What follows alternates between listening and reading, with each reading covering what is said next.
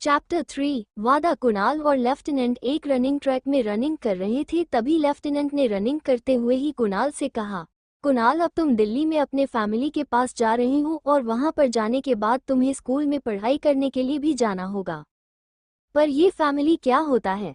कुणाल ने बिना किसी भाव के लेफ्टिनेंट से पूछा और कुणाल के ये सवाल सुनकर लेफ्टिनेंट की समझ में नहीं आ रहा था कि उन्हें उसे क्या जवाब देना चाहिए।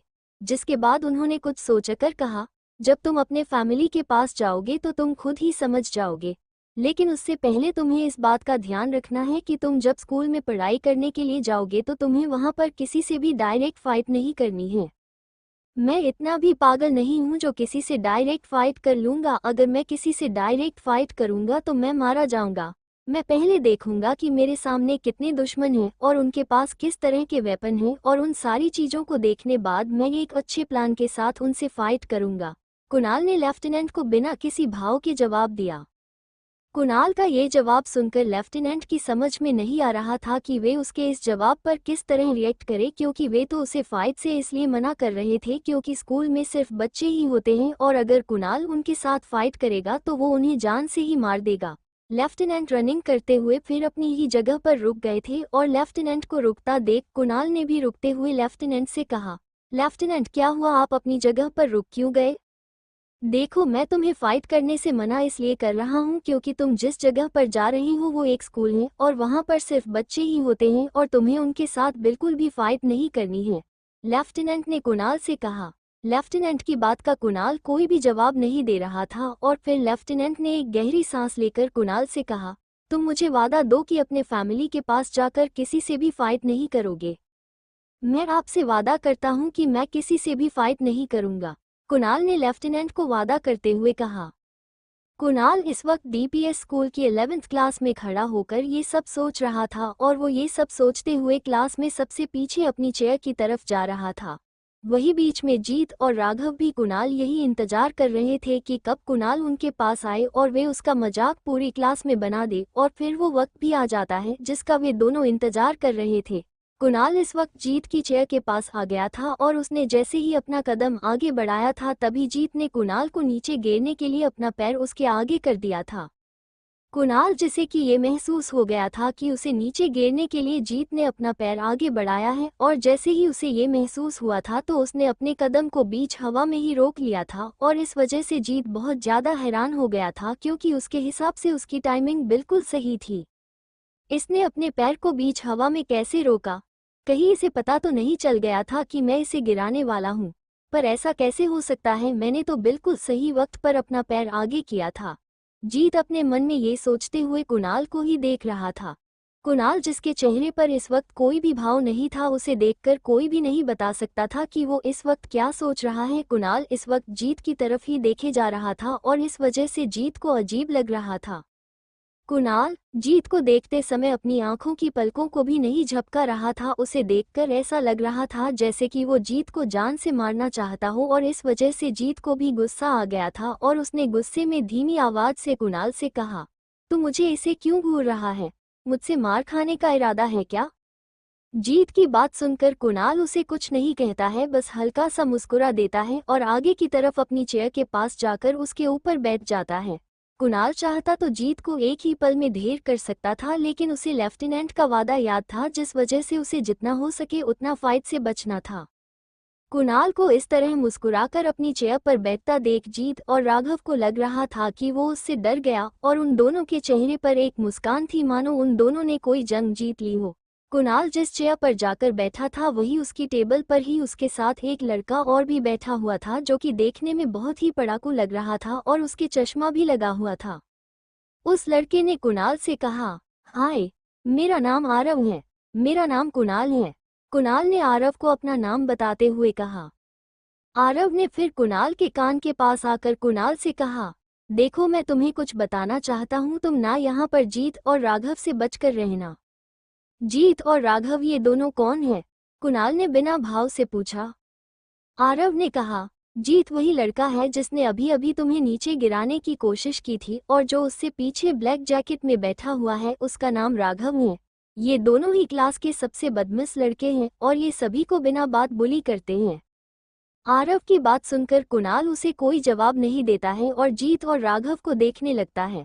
उन दोनों को देखने के बाद कुणाल ने आरव से कहा, मुझे इन दोनों से पहले ही सावधान करने के लिए थैंक्स।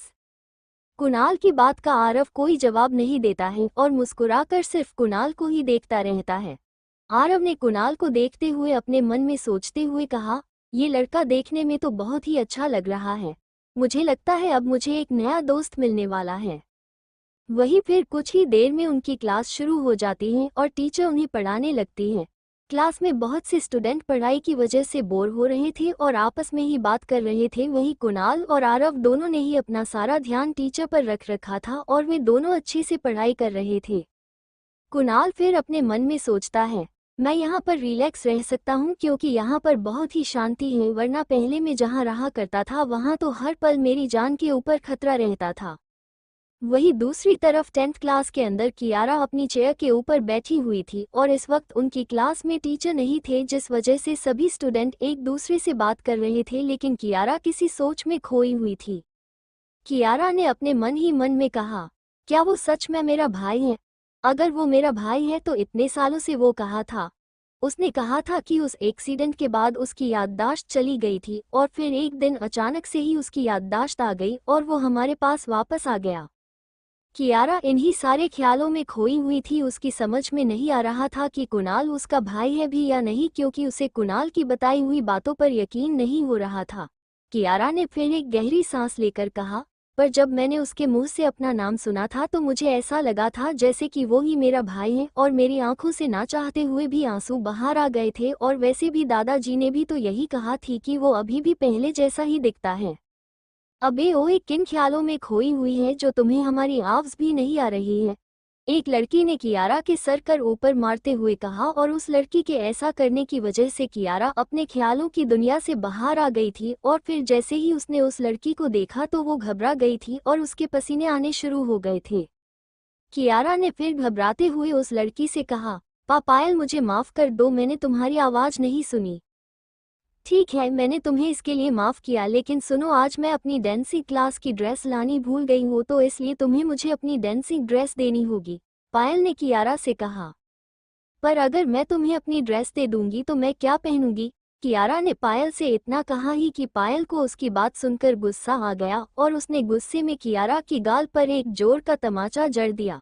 उस तमाचे की आवाज पूरी क्लास में गूंज गई और सभी स्टूडेंट की नज़र कियारा की तरफ आकर रुक गई, लेकिन कोई भी कुछ नहीं बोल रहा था। सभी स्टूडेंट सिर्फ उस मंजर को देख रहे थे जैसे कि ये उनके लिए रोज का काम हो। पायल ने फिर गुस्से में कियारा के बालों को पकड़कर चिल्लाकर कहा, मैं तुमसे पूछ नहीं रही हूँ बल्कि तुम्हें बता रही हूँ। ठीक ठीक है, मैं समझ गई, कियारा ने पायल से दर्द में कहा और कियारा की इतनी बात सुनते ही पायल ने भी उसके बालों को छोड़ दिया था और वो जाकर अपनी चेयर पर बैठ गई थी।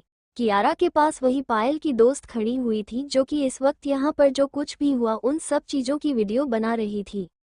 उसने कियारा से कहा, हमने तेरे ऊपर कुछ दिन से ध्यान क्या नहीं दिया, तू तो ये सोचने लग गई कि हम तुझे भूल गए हैं। ये मत भूल कि अगर तू हमारी बात मानने से मना करेगी तो तेरे साथ क्या हो सकता है। मेरी बात तेरे समझ में तो आ रही है ना?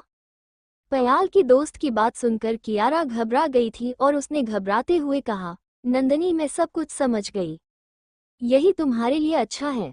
ये कहकर नंदनी वहां से पायल के पास जाकर उसकी साइड वाली चेयर पर बैठ गई थी। वही कुछ स्टूडेंट ने कियारा को देखते हुए आपस में बात करते हुए कहा, पायल रोज कियारा को इसी तरह मारती है। मेरी तो ये समझ में नहीं आ रहा है कि ये स्कूल में रोज कैसे आ जाती है। इसे तो अभी तक अपना स्कूल बदल लेना चाहिए था।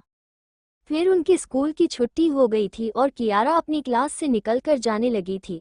कियारा अभी अपने स्कूल के गेट के पास तक ही पहुंची थी कि तभी उसे एक आवाज आई, कियारा, मेरे लिए भी रुको। उस आवाज को सुनकर कियारा अपनी जगह पर ही रुक गई थी और उसने पीछे मुड़कर कहा, भैया आप। कियारा के सामने इस वक्त कोई और नहीं बल्कि कुणाल था और कियारा अपने सामने कुणाल को देखकर हैरान थी क्योंकि उसे आज से पहले कभी किसी ने इस तरह नहीं रोका था। कुणाल ने फिर कियारा के पास आकर कहा, कियारा, अगर तुम्हें कोई परेशानी ना हो तो क्या आज हम दोनों एक साथ घर जा सकते हैं? जी भैया, कियारा ने सिर्फ इतना ही कहा और उसके बाद फिर वो और कुणाल दोनों एक साथ अपने घर की तरफ जाने लगे थे। कुणाल और कियारा में से कोई भी कुछ नहीं बोल रहा था और वे दोनों एक साथ आगे जा रहे थे। उन दोनों को एक साथ चलते हुए बहुत ही अजीब लग रहा था। वे दोनों अभी चल ही रहे थे कि तभी उन्हें एक आवाज आती है, जिस आवाज को सुनकर कियारा ने कान खड़े हो जाते हैं और वो घबरा जाती है। तो आखिरकार उन दोनों को किसकी आवाज आई थी और उस आवाज को सुनकर कियारा घबरा क्यों गई थी? चैप्टर 4 माफी मांगनी होगी। कुणाल और कियारा दोनों एक साथ अपने घर की तरफ जा रहे थे। उन दोनों को ही एक साथ चलते हुए बहुत ही अजीब लग रहा था। कुणाल ने फिर धीमी आवाज में कियारा से कहा, तुम्हें मेरे साथ अजीब लग रहा है ना? कुणाल की बात सुनकर कियारा उसे कुछ नहीं कहती है और बस चुपचाप आगे की तरफ ही चलती रहती है। तभी कुणाल ने फिर से कहा, मैं जानता हूँ कि तुम क्या सोच रही हो। तुम यही सोच रही हो ना कि इतने सालों तक कहाँ था, और अगर मैं ही तुम्हारा भाई हूँ तो मैं पहले वापस क्यों नहीं आया था?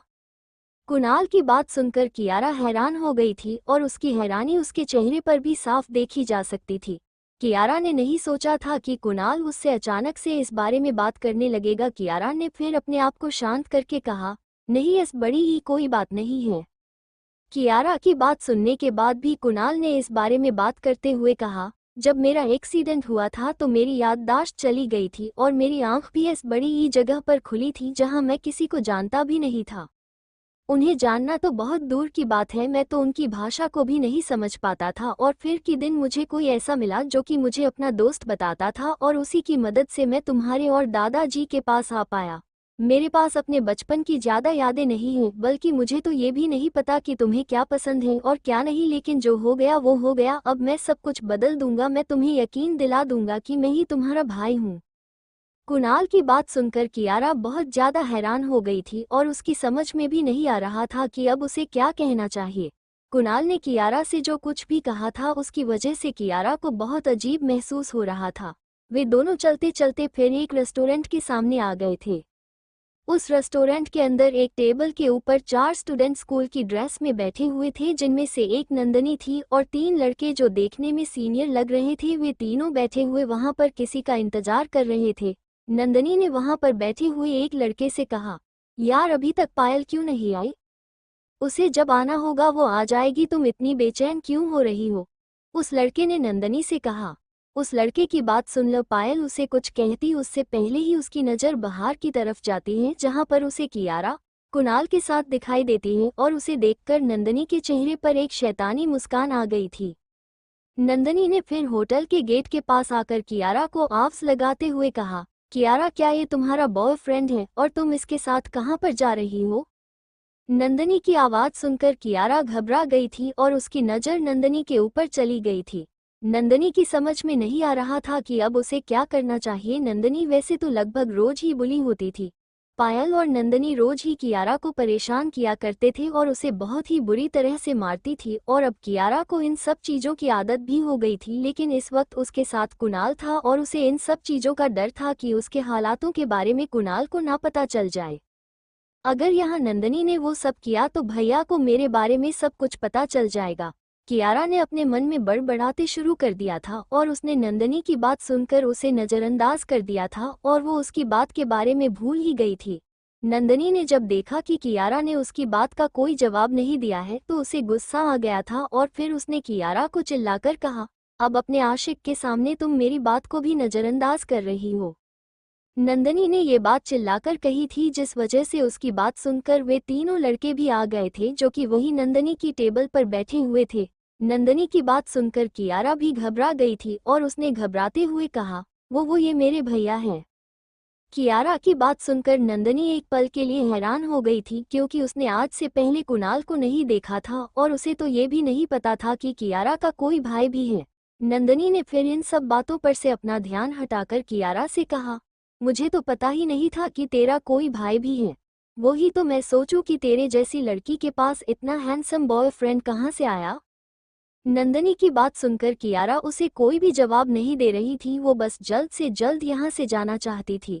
नंदनी के पास खड़े एक लड़के ने नंदनी से कहा, ये कौन है? क्या ये तुम्हारी फ्रेंड है? फ्रेंड? इसकी इतनी औकात नहीं कि ये हमारी फ्रेंड बन सके। ये तो वो लड़की है जो पायल के लिए मनोरंजन का काम करती है। नंदनी ने कियारा की तरफ देखते हुए कहा। नंदनी की बात सुनकर उस सभी लड़कों के चेहरे पर मुस्कान आ गई थी और वही कुणाल को नंदनी और कियारा के बीच की बात समझ में नहीं आ रही थी। कुणाल नंदनी और उसके दोस्तों की तरफ एकटक देखे जा रहा था। क्या ये तुम्हारे फ्रेंड हैं? कुणाल ने बिना कियारा की तरफ देखे उससे पूछा। कुणाल की बात सुनकर कियारा हैरान हो गई थी। एक पल के लिए तो उसकी समझ में ही नहीं आया कि उसे क्या करना चाहिए, लेकिन फिर तभी उसने अपने आप को शांत करके कहा, हाँ ये मेरी फ्रेंड हैं। कियारा ये कहकर सोच रही थी कि कुणाल को उसके बारे में नहीं पता चलेगा, लेकिन तभी नंदनी ने कियारा की तरफ देखकर हंसते हुए कहा, कियारा क्या तूने अपने भाई को भी सच नहीं बताया? नंदनी की बात सुनकर कियारा और ज्यादा घबरा गई थी और उसकी समझ में नहीं आ रहा था कि उसे क्या करना चाहिए, और वही कुणाल बस नंदनी और उसके दोस्तों की तरफ ही देखे जा रहा था। कुणाल ने अपनी नज़र उन सब की तरफ से एक पल के लिए भी नहीं हटाई थी। कुणाल को इस तरह अपनी ही तरफ देखने की वजह से उन 3 लड़कों में से एक लड़के को गुस्सा आ गया था और उसने कुणाल की तरफ देखकर कहा, घूरना बंद कर। वो लड़का बहुत ज्यादा मोटा था, देखने से ऐसा लगता था जैसे कि उसका वजन कम से कम 100 से पार तो होगा ही, और उसकी हाइट 5-7 फीट थी। उस मोटे लड़के की बात का कुणाल के ऊपर कुछ भी असर नहीं हुआ था और वो अभी भी उन सबको देखे जा रहा था। उस मोटे लड़के ने जब देखा कि कुणाल ने उसकी बात के ऊपर ध्यान ही नहीं है तो उसे गुस्सा आ गया था और उसने कुणाल की तरफ बढ़ते हुए कहा, लातों के भूत बातों से नहीं मानते हैं। इतना कहकर वो मोटा लड़का कुणाल के पास आ गया था और कुणाल के सामने आकर खड़ा हो गया था। उस लड़के के दोनों हाथ उसकी जेब में थे। कुणाल उस मोटे लड़के को इस तरह अपने सामने आते देख हैरान हो गया था और उसने उसे देखकर अपने अपने मन में कहा, ये मेरे सामने इस तरह आकर क्यों खड़ा हो गया है? कुणाल फिर उस मोटे लड़के को ऊपर से नीचे तक ध्यान से देखता है और उसे ध्यान से देखने के बाद उसने अपने मन में सोचते हुए कहा, टारगेट ने डिफेंस का बिल्कुल भी ध्यान नहीं रख रखा है और उसके दोनों हाथ इसकी जेब के अंदर हैं। क्या ये वेपन का यूज करने वाला है? मैं इसकी गर्दन पर भी अटैक कर सकता हूँ। मुझे तो लगता है मेरा टारगेट बहुत ज्यादा स्ट्रॉन्ग है। कुणाल अभी ये सोच ही रहा था कि तभी उसे लेफ्टिनेंट के साथ किया हुआ वादा याद आता है कि उसने लेफ्टिनेंट के साथ वादा किया था वो किसी के भी साथ फाइट नहीं करेगा। कुणाल को जैसे ही ये याद आता है तो वो एक गहरी सांस लेता है और उस मोटे लड़के को नज़रअंदाज करके वहां से जाने लगता है। कुणाल को इस तरह जाते देख उस मोटे लड़के को बहुत ही ज्यादा गुस्सा आ गया था, यहाँ तक कि उसका मुंह भी गुस्से की वजह से लाल हो गया था और उसने कुणाल का कॉलर पकड़ते हुए उसके ऊपर चिल्लाकर कहा, क्या तू मेरा मजाक बना रहा है? उस मोटे लड़के को हद से ज्यादा गुस्सा आ गया था और उसने कुणाल को मारने के लिए अपना हाथ भी हवा में उठा दिया था।